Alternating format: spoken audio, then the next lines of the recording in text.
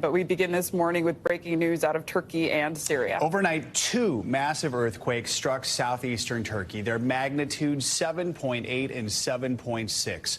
The quakes caused widespread devastation and a catastrophic loss of life, both in Turkey and across the border in northern Syria. The combined death toll now stands at more than 1,300, according to officials in both countries. It is a staggering figure, one that is expected to rise as search and rescue efforts continue. Let's get right out to NBC News foreign correspondent Megan Fitzgerald with the very latest. So, Megan, I mean, this is just a huge disaster that's unfolding right now in two countries. Let's talk about the situation in Turkey, where the epicenter is. How are rescue operations going there? Joe, good morning. Good to be with you. I mean, this is an absolutely dire and certainly devastating situation. I mean, as you mentioned, the death toll just continues to soar right now, soaring past 1,000 in both countries, where thousands of more are feared to be injured. I mean, this is something that Turkey has not seen in more than 100 years, a 7.8 magnitude earthquake, the largest that they have ever seen.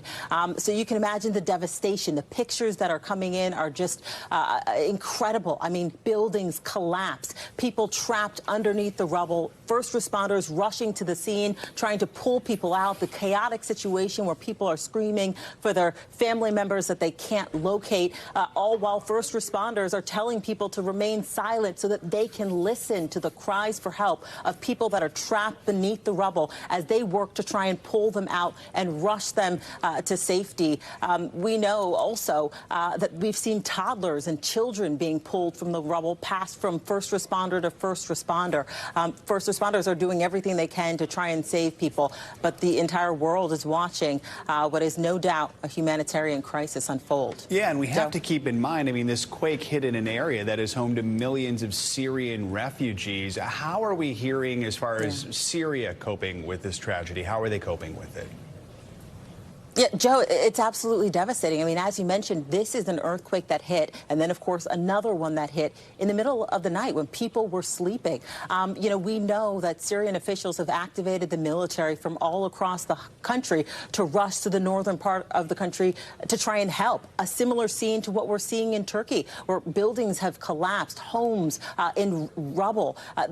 It's a race against time, essentially, to try and pull people from the rubble to try and save their lives. I mean, we're hearing from a spokesperson for the Syrian Civil Defense who has this desperate plea to the world to try and help his people. I want you to listen to a little bit of what he had to say. It's a very difficult task for us. We need help. We need the international community to do something to help us, to support us. Northwest Syria now, it's a disaster area. We need help from everyone to save our people. Yeah, on the verge of tears. I mean, you can just listen to the desperation in his voice as they are now calling on the world to rush in, because, again, this is a race against time as people are trapped beneath the rubble. And, of course, keep in mind that this is in the depths of winter. We've already heard from Turkey talking about how that has impacted the ability of first responders to respond in some instances.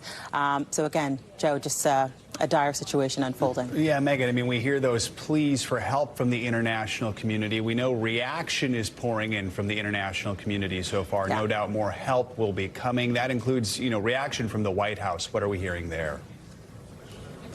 Yeah, you're absolutely right. The White House putting out a statement that I'm going to read shortly. But we've also heard from the president of Turkey, President Erdogan, saying that some 45 countries have reached out and they continue to reach out, offering help with search and rescue. Everything from countries like India to Germany and Poland, even war-torn Ukraine. President Zelensky offering his assistance as well, doing everything they can to try and help the people of Turkey. I want to read for you this statement from the White House. Jake Sullivan putting out the statement. He says, quote, "We stand ready to provide any and all needed assistance. President Biden has directed U.S. aid and other federal government partners to assess U.S. response options to help those most affected.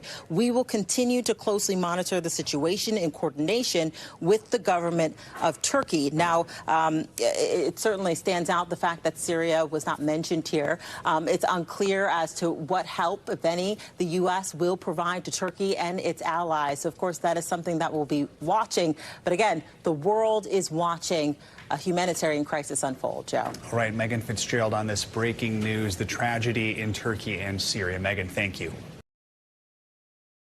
Thanks for watching our YouTube channel. Follow today's top stories and breaking news by downloading the NBC News app.